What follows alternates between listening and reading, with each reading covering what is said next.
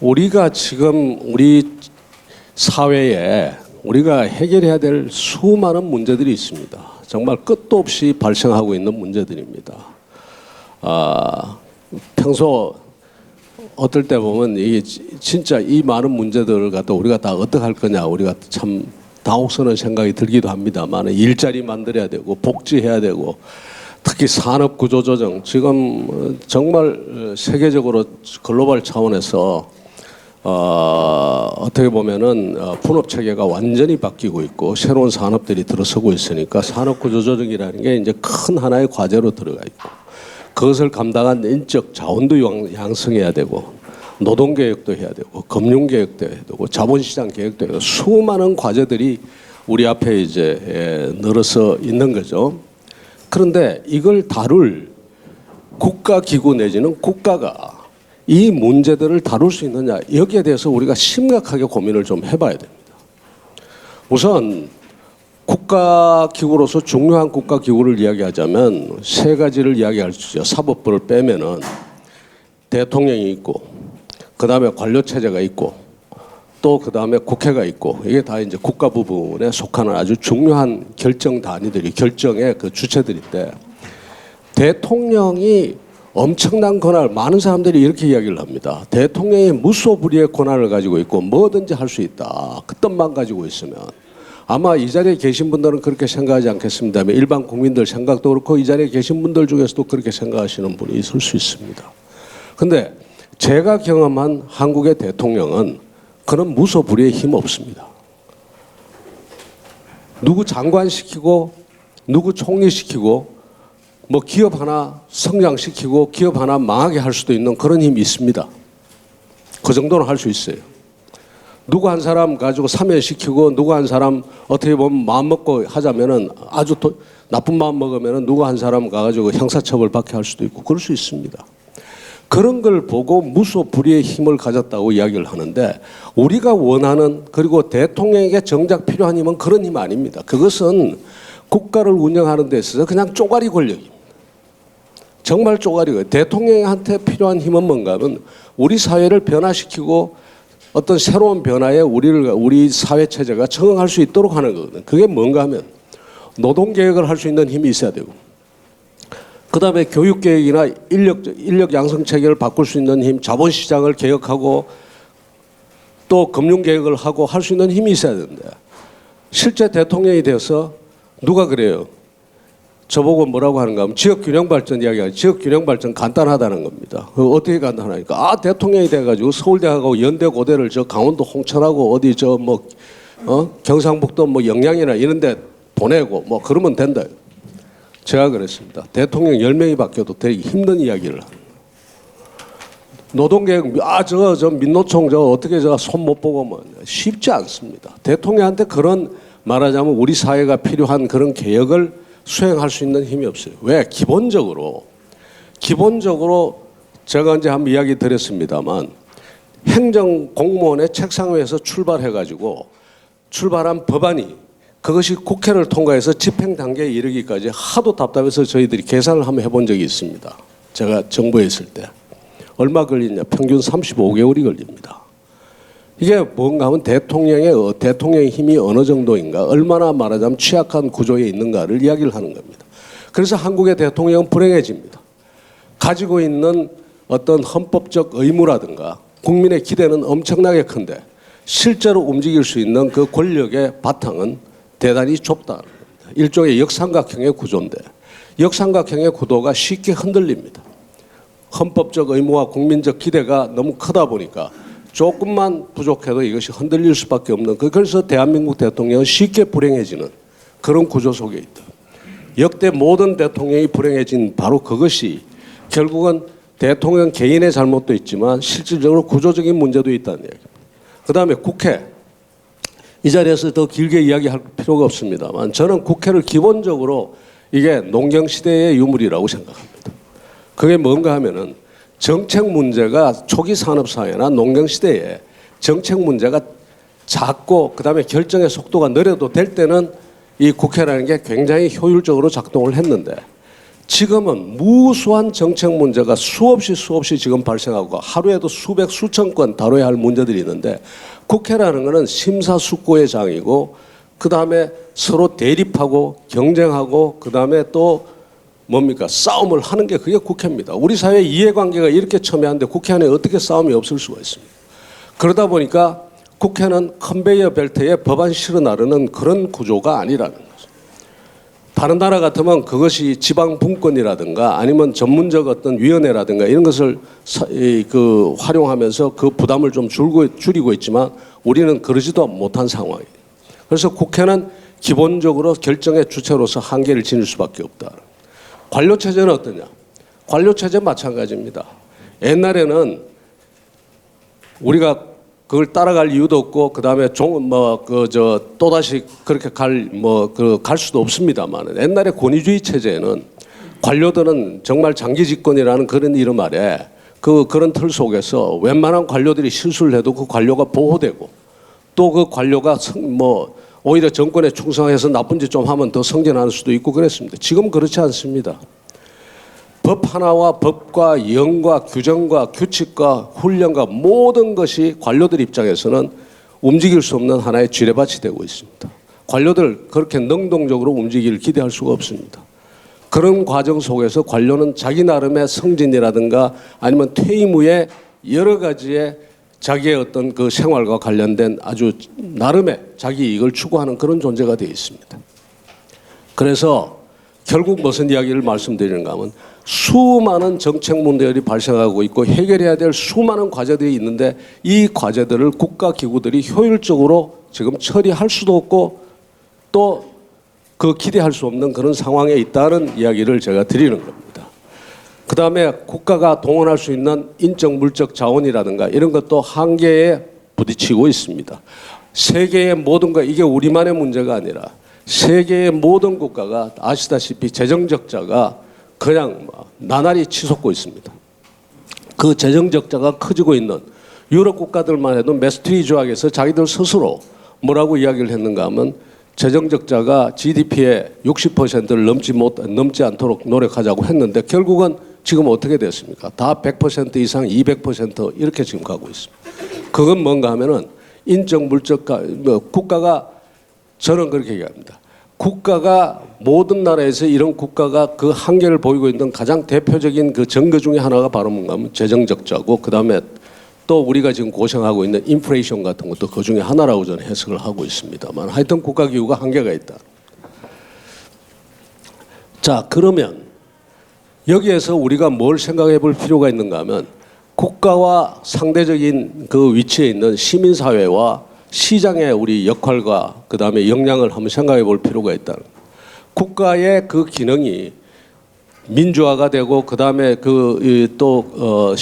시장의 규모가 커지면서 국가의 역할이 점점 사회가 복잡해져서 국가의 역할이 제한적으로 가는 것과 동시에 오히려 시민사회와 시장의 역할은 점점 더 커지고 있고 또 성장하고 있다. 실제로 시장과 그다음에 시민사회 그리고 그것을 구성하고 있는 개인과 기업의 역량은 어디까지 갔는가 하면 이제까지는 자기의 이익만을 추구하다가 최근에 와가지고는 소비자들이 우리 세상이 바뀌지 않습니까? 길게 이야기 드릴 시간이 없어서 못 드리겠습니다만 세상이 집단 중심의 사회로 가는 것이 아니라 요즘은 정말 연결된 개인의 사회로 가고 있습니다. 심지어 가족이라 동문회라든가 향후회라든가 이런 건 더 말할 것도 없고 맥을 못 추는 건 말할 것도 없고 다른 어떤 집단도 이제는 그렇게 큰 힘을 발휘하지 못합니다. 오히려 어떻게 하는가 하면 전부 연결된 개인의 사회가 어떤 플래시몹 개념으로 흩어졌다. 접속하면은 그게 일원이 되고 접속을 끊어버리면은 그냥 그 집단으로 그 그로부터 빠져나오는 이런 사회가 돼가고 있다. 이런 사회 속에서는 연결된 개인의 사회에서는 뭐가 중시되는가 하면 보편적 가치가 굉장히 중시되는 사회로 변모합니다. 사람들이 많이 좀 연결되면서 보다 그 우리 사회가 보편적으로 존중해야 될 그런 가치들이 존중되는 그런 사회로 간다는 겁니다.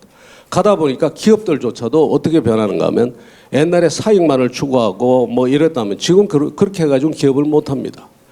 누가 강요하지 않아도 스스로 ESG 경영을 해야 되고 누가 강요하지 않아도 CSV, CSR 해서 사회 말하자면 기업 시민 정신을 발휘해야지 되고 갑질 함부로 하다가는 바로 가서 우리 그 우유 회사가 당하는 것처럼 바로 가서 불매 운동해서 기업 가치가 그날 뚝 떨어져 버리고 회사 안에서 무슨 작은 어떤 인권 문제가 발생해도 그것이 기업의 이미지와 그다음에 주가와 그다음에 시장 경쟁에 치명타를 먹여버리는 그런 사회가 되어간다.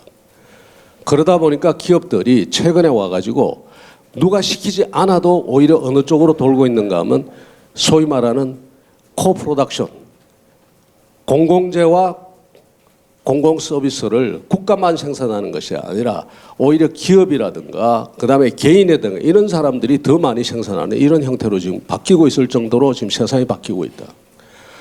우리가 흔히 지금 이 프로슈밍이라고 우리가 그 토플러가 이야기를 했습니다만은 우리 지금 개인도 보면은 바뀌는 게 제 주변에만 보면은 정말 분리수거 잘하거든요.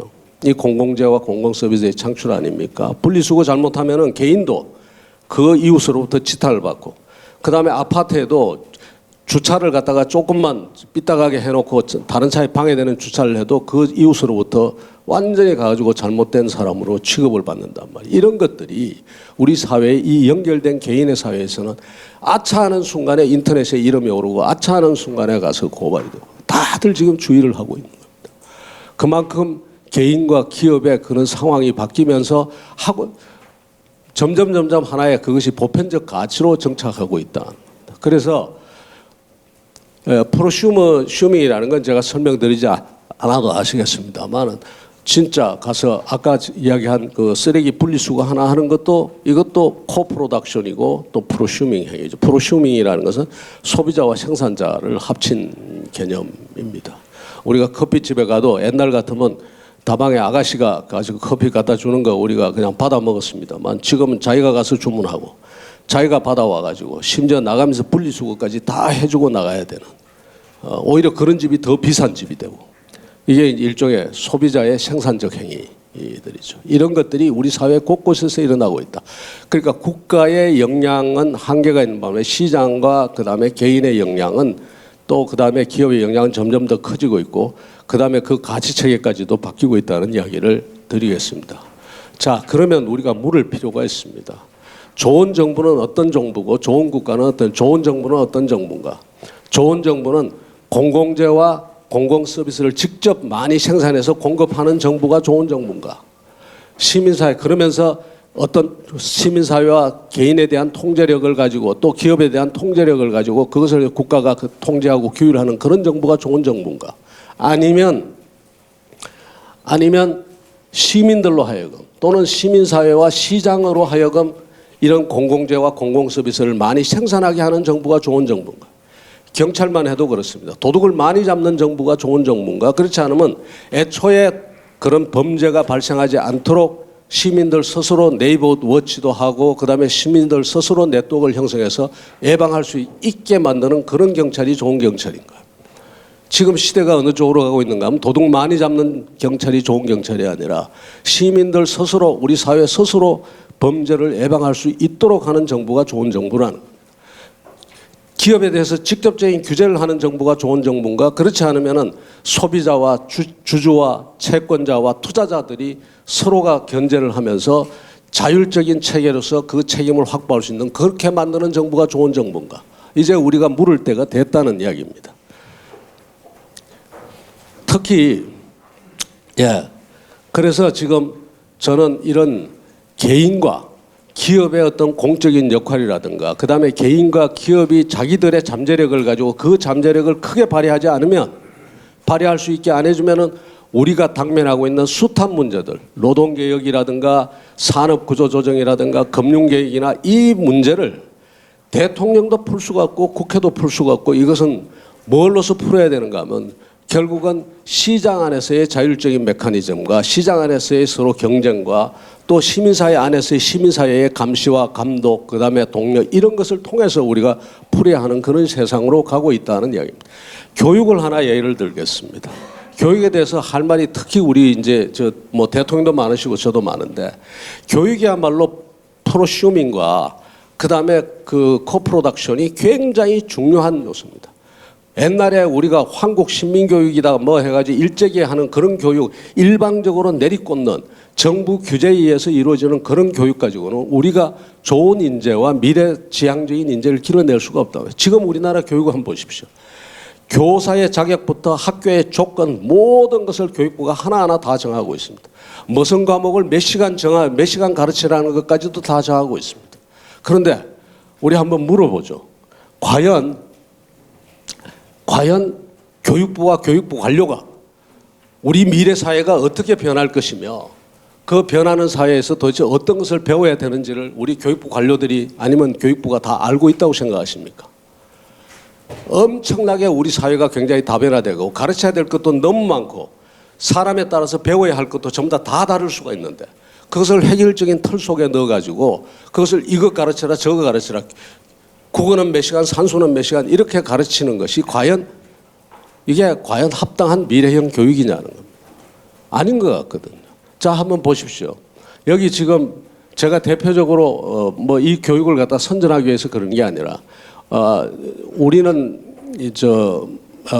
발도프라고 그럽니다만은 슈타이너 교육이라는 게 지금 소개가 됐는데 KBS와 EBS 같은 데서 다큐멘터리로 제작해서 세계에서 가장 모범적이고 가장 혁신적인 교육이라고 소개한, 그리고 세계의 교육부 장관들이 모여가지고 그 장관들이 앞으로 미래를 선도한 교육이라고 선정한 교육이 바로 그 발도르프 슈타이너 교육인데, 이 발도르프 슈타이너 교육이 한국에 들어와 있습니다. 한국에 들어와서 지금 교육을 하고 있어요. 그런데 이 교육을 하고 있는 이 학교는 지금 어떻게 되어 있느냐? 이 학교는 교육부에 의해서 학교 인정이 안 됩니다. 학교 인정이 안 되니까 어떻게 되느냐? 등록금과 학교 시설비를 전부 누가 돼야 되는가 하면 학부모들이 돼야 되고, 학부모들이 되니까 비용이 많이 들어가니까 이것은 돈 있는 사람들만 보내는 귀족 학교가 돼버리고 부자 학교가 돼버리는 거예요. 왜 우리 서민들은 그런 교육에 가서 그 교육을 받을 자격이 없는? 다 있죠.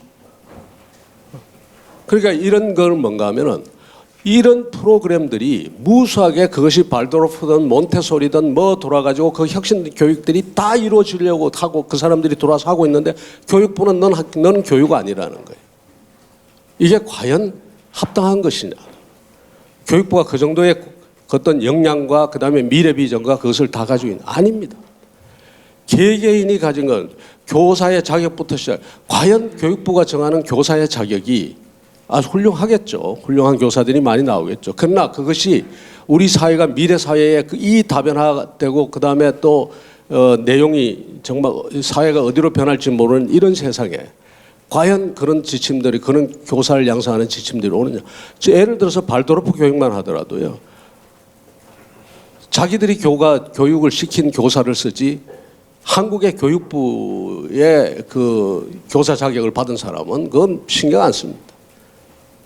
국가로부터 교사 자격을 받았든 안 받았든 자기들이 그 지향하는 가치를 가진 그런 교육을 받았냐 안 받았냐, 그걸 가지고 교사를 채용한단 말이에요. 그러니까 이런 것도, 그러니까 돈 있는 사람들이 학교를 많이 설립해가지고 어떻게 보면 교육이라는 그 공공재를 많이 생산해서 서비스를 제공해야 되는데,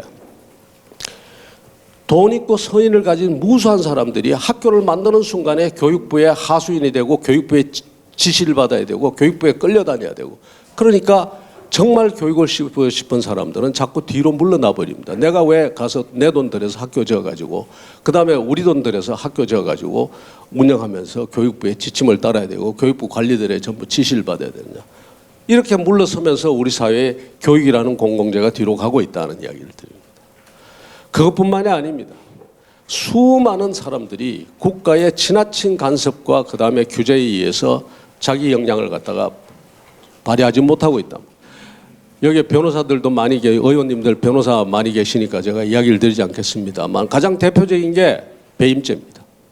세계에서 가장 폭넓은 배임죄가 적용이 됩니다. 사실은 배임죄를 적용하고자 검찰이나 경찰이 들어가서 배임죄를 적용하고자 마음먹으면 걸리지 않는 기업이 거의 없을 정도로 배임죄가 넓게 적용이 됩니다. 그 배임죄가 넓게 적용되다 보니까 기업인들은 뭐를 해야 되는가 하면 검사 사위나 검사 조카라도 하나 둬야 되고, 그다음에 검사들 스폰서하는 그 스폰서링도 해야 되고, 이런 것들이 우리 사회에 여러 가지의 비리를 낳고 여러 가지의 문제를 낳고 있다. 과도한 그 고난들, 자의적인 고난들, 한국의 지금 대표적인 겁니다만은 저축은행 하나가 언제 저축은행의 대주주가 붙들려 간 적이 있습니다. 가서 4년 반 형을 살았는데, 그 4년 반 형을 살았는데 그 죄가 뭔가 하면은 신용대출 과다하게 해줬다는 겁니다. 200 몇십 명한테 한 700억 가까이를 대출을 해준 모양인데 4년 반 형을 살고 나오니까 그거 대출해 간 사람들이 한 사람도 떼먹지 않고 빚을 다 갚은 겁니다. 근데 왜 잡아갔느냐? 우리나라 배임죄는 위험성 조항이 있거든요. 회사에 손실을 끼쳤을 때만 처벌할 수 있는 게 아니라 손실을 끼칠 가능성이 있을 때도 처벌하는 위험성 조항까지 들어가 있다. 이렇게 넓게 배임죄를 적용하는 국가가 없습니다. 그런데 이런 걸 하니까 나중에 전직 대법관 한 사람이 그건 말이 안 된다라고 해가지고 말이 안 된다라고 그 주장한 그걸 제가 소개했습니다. 이런 게 있고요. 그 다음에 이런 것도 산업구조조정의 신산업 육성과 관련된 이야기입니다. 저는 지금 제가 금융거래를 전부 뭘로 하는가 하면 뭐 특정 기업 이야기를 해서 못합니다만 제가 토스를 씁니다. 토스를 쓰고 난 다음에 다른 일반 은행 거래를 못 하겠어요. 불편해가지고.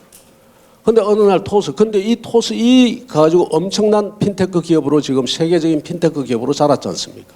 근데 이 핀테크 기업이 제일 처음 시작하고 난 다음에 시작하자마자 금융감독원에서 넌 당신들 이 사업 하지 마 이렇게 붙들은 겁니다.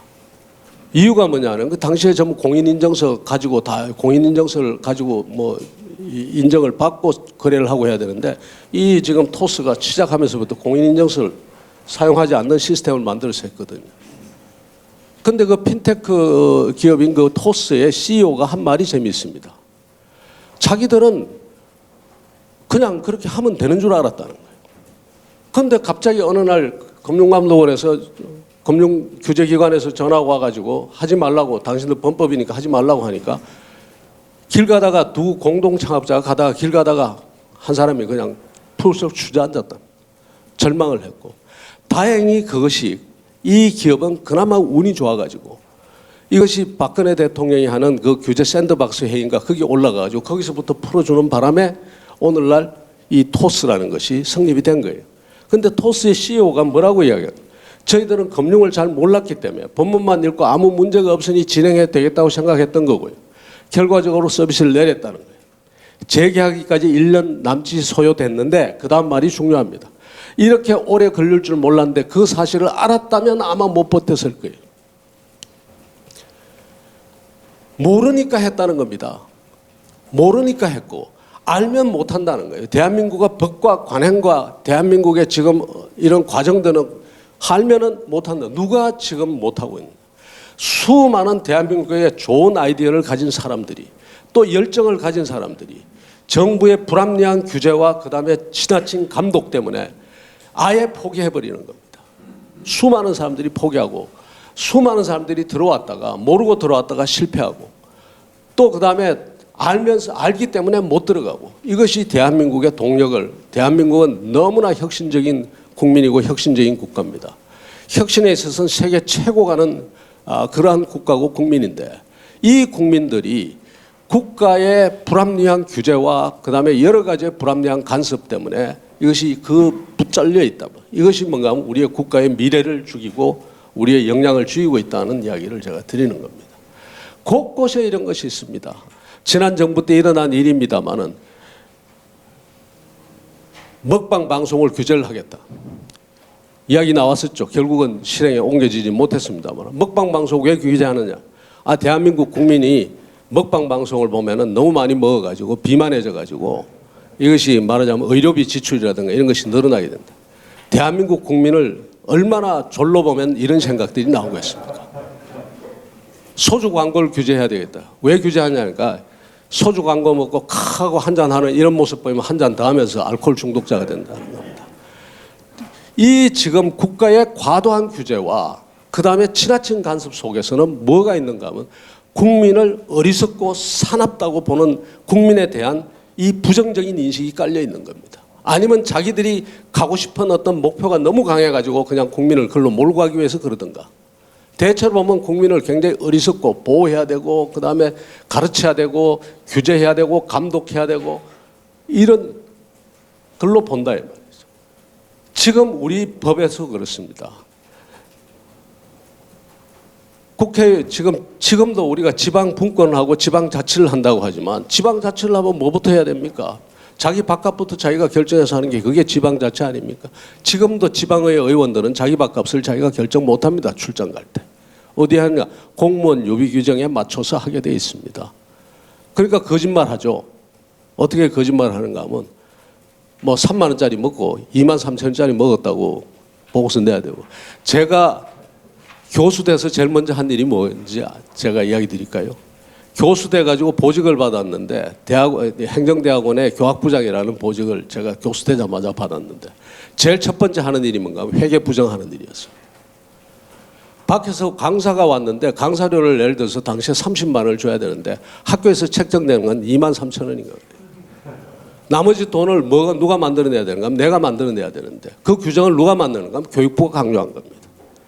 그 교육부의 강요에서 나는 거짓말할 이유도 없고 회계부정을 할 이유도 없는 국민을 그리고 지식인을 회계부정을 하도록 만드는 도둑놈으로 만들고 감사 나오면 다 불려갑니다. 잘못하면 교수 목이 날아갈지도 모르는 그런 회계부정을 해야 되는 거예요. 이런 일들이 우리 사회에 곳곳에 있단 말이에요. 이래가지고서는 안 되겠다. 굉장히 예민한 문제지만 꼭 제가 이야기를 드리겠습니다. 제가 박근혜 대통령 총리 지명받으면서 박근혜 대통령 만나서 박근혜 대통령이 저한테 몇 가지 질문을 하셨는데 그중에 하나가 국정교과서 문제였습니다. 국정교과서를 어떻게 생각하느냐. 제가 그랬습니다. 뭐 사람에 따라 다 다르지만 저는 제 이야기를 했어요. 저는 국정교과서 반대입니다. 왜 반대하느냐고 묻더라고요. 사람의 생각을 어떻게 국가가 지배하려고 합니까? 국정교과서가 아니라 방법은 어떻게 가야 되는가 하면 더 좋은 보수적 시각을 가진 더 좋은 교과서를 만들어서 경쟁하게 해서 거기서 이겨야 되는 거지. 국가가 획일적으로 정해서 우리의 생각을 지배하겠다는 것은 이것은 안 됩니다. 제가 끝까지 반대를 했습니다. 지금도 똑같은 생각입니다. 그것이 그리고 이야기를 드렸습니다. 실제 불가능합니다. 왜? 국정교과서를 하는 순간 어떤 일이 벌어지느냐. 정교조를 비롯한 진보단체가 대한교과서를 수십 건 만들어서 그것을 보급할 겁니다.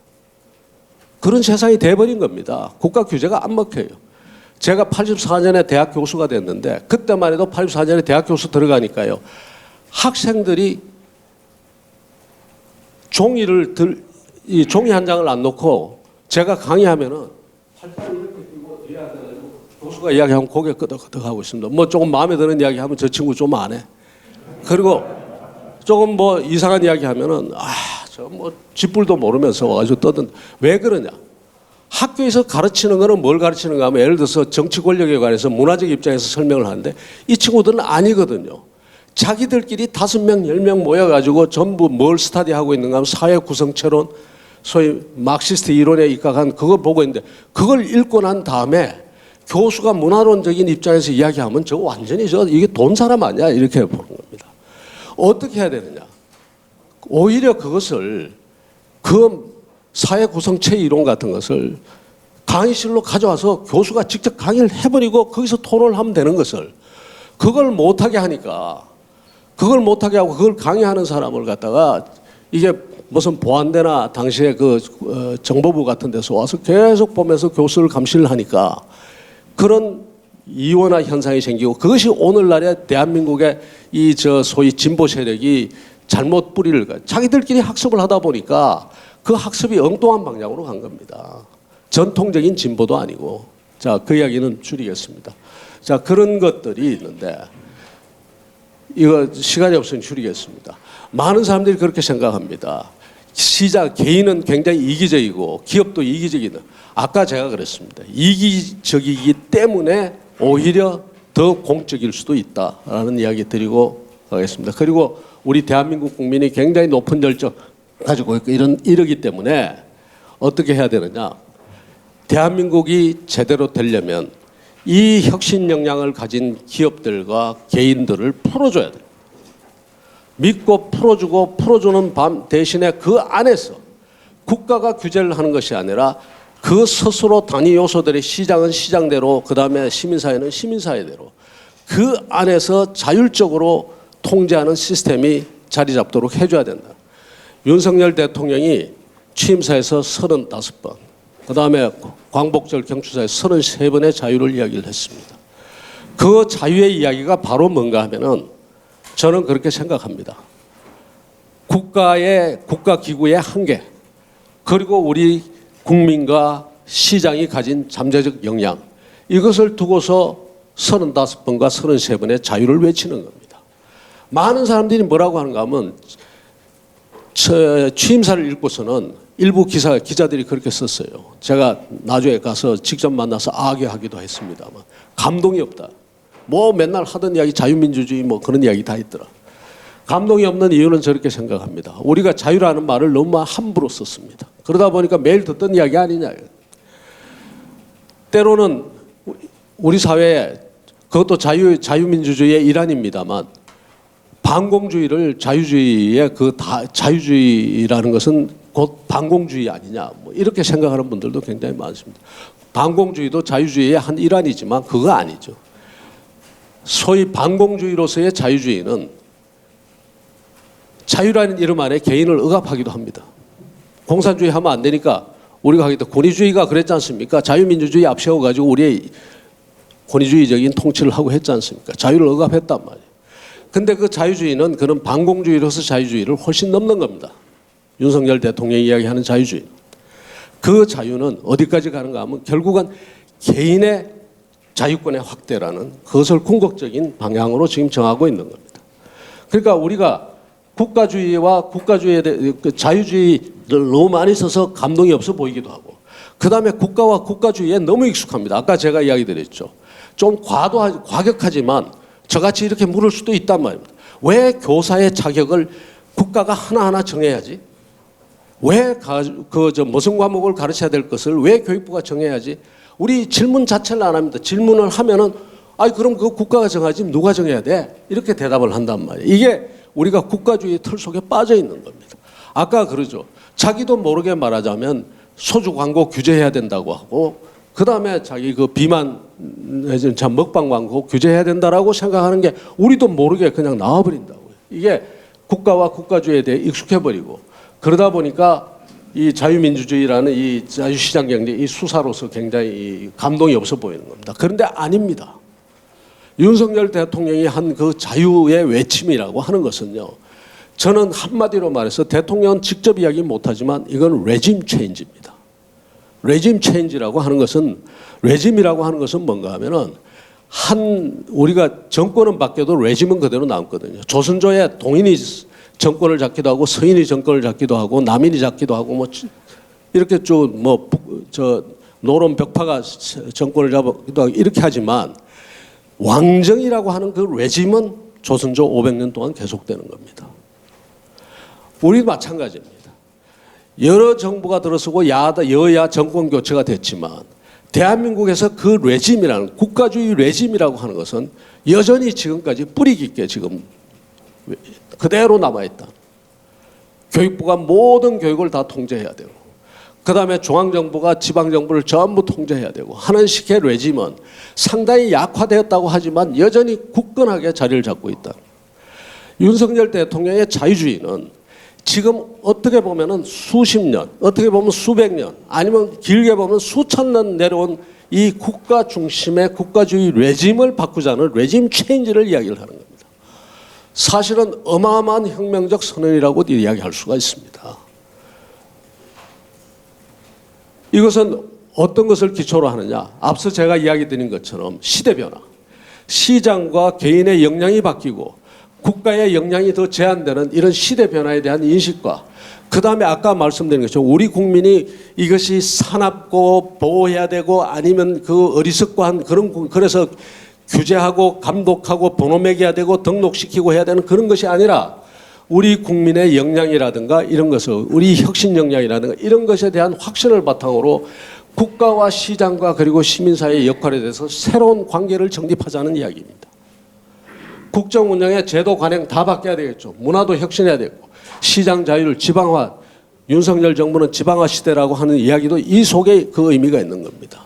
지방화 등 자유와 자율의 체제를 강화하고 시민사회와 시장의 활력이 성장과 분배의 선순환을 위해서 기여할 수 있는 체제와 구조를 정립하는데 이렇게 하자는 거고, 이것은 기존의 정치개혁이나 정당개혁을 그 수준을 훨씬 뛰어넘는 레짐 체인지를 위한 선언이라고 제가 이야기를 드립니다. 혁명적 선언이다. 그런데 우리가 중요하게 생각하고 또 윤석열 대통령이 굉장히 강조하는 게 있습니다. 그건 뭔가 하면 자유가 성립되려면 반드시 자유가 성립되는 어떤 조건들이 있어야 되는데 그 조건 중에 가장 중요한 조건이 뭔가 하면 그 자유는 분배와 공정과 형편의 담론이 같이 가져야 된다는 거예요.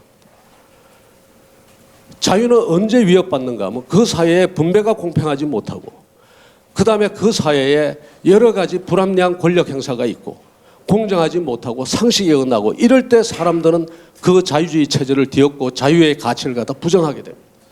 그래서 진정한 자유주의자는 반드시 무엇을 가져야 되는가 하면 아주 공정과 상식을 앞세운 강한 분배 담론을 가지고 있어야 됩니다.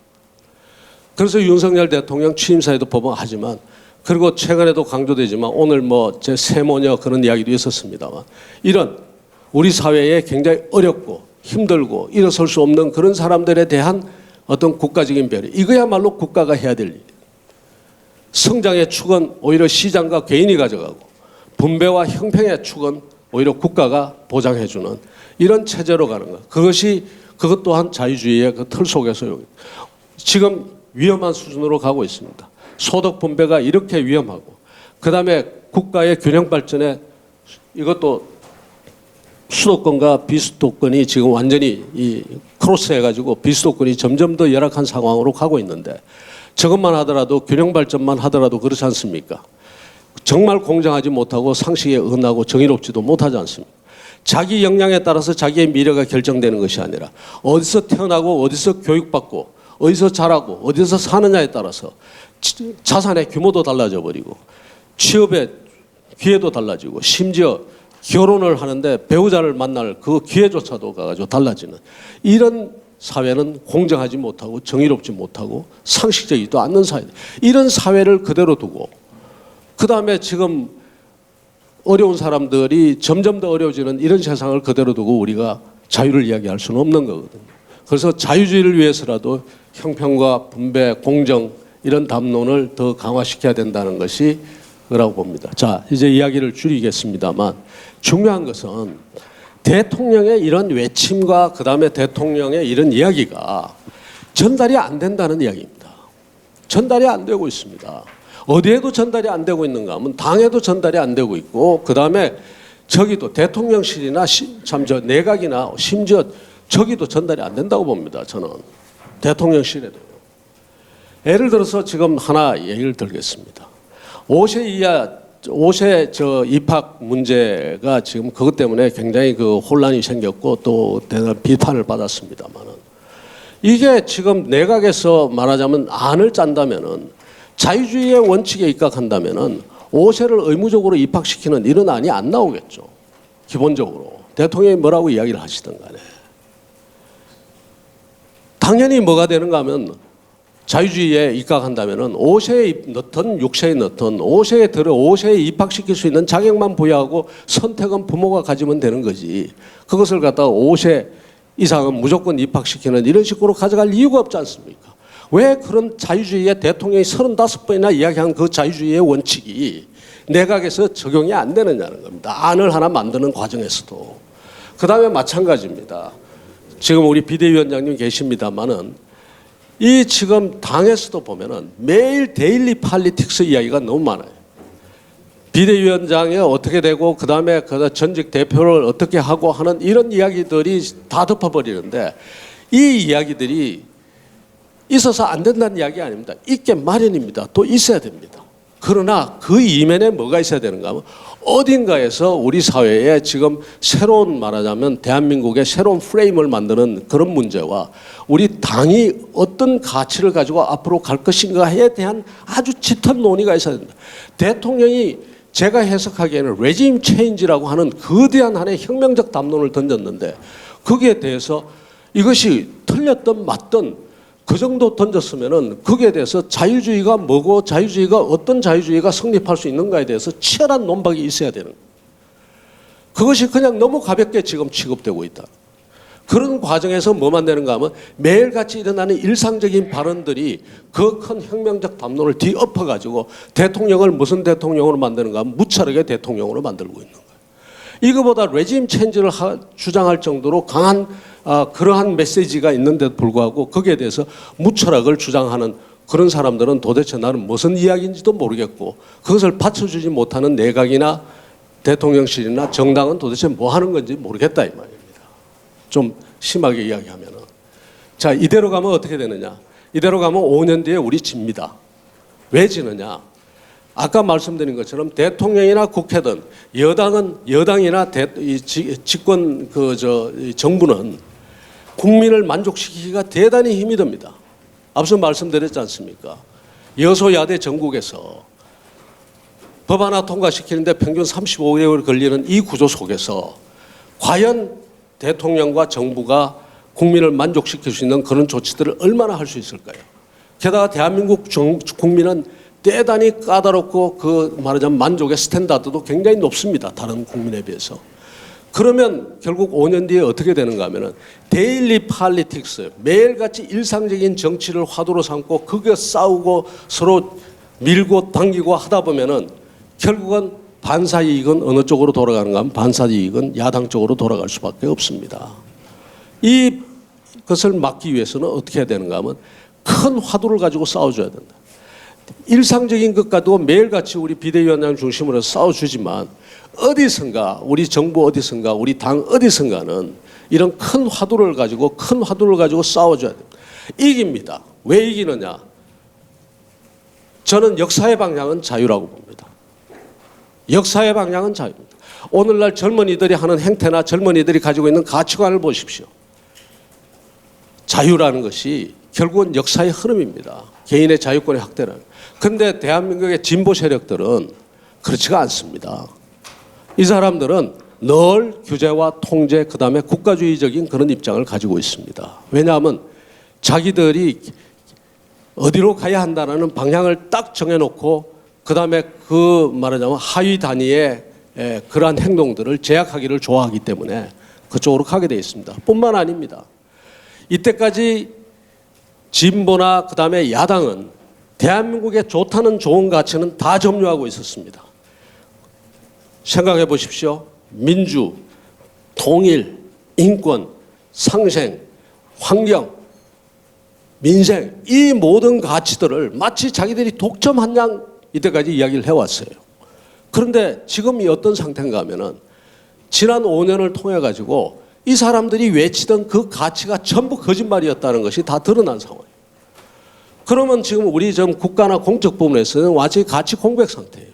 이럴 때 우리가 어떤 가치를 가지고 나아갈 것인가를 우리가 정립해서 싸워나간다면은 그것은 국정이 얼마만큼 비효율적으로 움직이든 간에 그 큰 프레임의 싸움을 하면은 우리가 이길 수 있다라고 생각을 합니다. 이대로 가면은 그런 논쟁이 없이 이대로 가면은 반사 이익으로 야당이 유리해진다.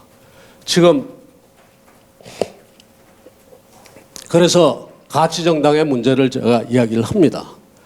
국가의 한계에 대한 분명한 인식을 하고 위대한 국민에 대해서 대한민국이 위대한 국민입니다. 이 위대한 국민에 대해서 우리가 믿음을 가지고 이를 바탕으로 해서 중심가치를 정립할 필요가 있는데 그것은 제가 보기에는 앞으로 논쟁을 하고 또 우리가 뜨겁게 한번 이야기를 해볼 이야기입니다만 자유와 자유를 바탕으로 하고 그 자유를 바탕해서 그 단위 조직이 우리 사회의 각 분야가 자기 책임성의 논리 아래 스스로 내부적인 견제 아까 말씀드린 것처럼 기업은 투자자와 채권자와 소비자와 이런 데에 의해서 견제를 받고 그다음에 지방정부는 주민에 의해서 견제를 받고 학교는 또 학교 내부의 여러 가지 메커니즘에 의해서 통제를 받는 그러면서도 각 단위 조직이 또 개인이 굉장히 자유로운 그런 세상을 만들겠다고 우리가 약속을 해야 될 것 아니냐. 그래서 국가 중에 저는 아까 레짐 체인지라고 했는데 저는 그렇게 이야기합니다. 국가주의가 기반이 된 그러한 레짐을 앙샹 레짐, 대한민국에서 정말 우리가 벗어나야 될 앙샹 레짐이라고 하고, 윤석열 대통령이 외친 그 자유의 가치를 기본으로 한 이러한 새로운 레짐을 저는 이것이 누보 레짐이다. 대통령께서는 그렇게 이야기를 못하지만 저는 그렇게 이야기를 합니다. 새로운 세상으로 가자라는 선언을 했고, 문제는 우리가 그것을 얼마만큼 치열하게 논박을 해서 우리 것으로 만들고 또 그것을 통해서 대한민국을 새롭게 만들고 국민들에게 새로운 비전과 또 자신감과 이런 것을 불어넣어 주느냐에 달려있다. 하나만 더 마지막으로 이야기 드리겠습니다. 우리 지금 세계 경제가 다 어렵습니다. 세계 경제가 다 어려울 때 어렵다고 이야기할 것이 아니라 이 어려울 때야말로 대한민국에는 기회입니다. 왜 기회냐면은 모두가 어려울 때는 혁신 역량이 높은 국가와 혁신 역량이 높은 국민이 이깁니다. 더 유리합니다. 우리는 혁신 역량이 대단히 높은 국민이고 또 국가입니다. 하루하루가 정말 다른 이런 모습들을 우리 보고 있고, 그게 결국은 뭐냐? 결국은 자유와 자율이라는 그 틀 속에서 이 우리 위대한 국민 또 위대한 국가가 좀 더 자유로운 국가가 돼서 각자 가진 그 역량을 다 발휘할 수 있으면 틀림없이 지금 이 어려운 시기에 오히려 이 어려운 시기가 우리 대한민국이 앞으로 나가는 하나의 좋은 기회가 될 것이다. 그렇게 생각합니다. 시간이 좀 오버된 것 같습니다. 감사합니다.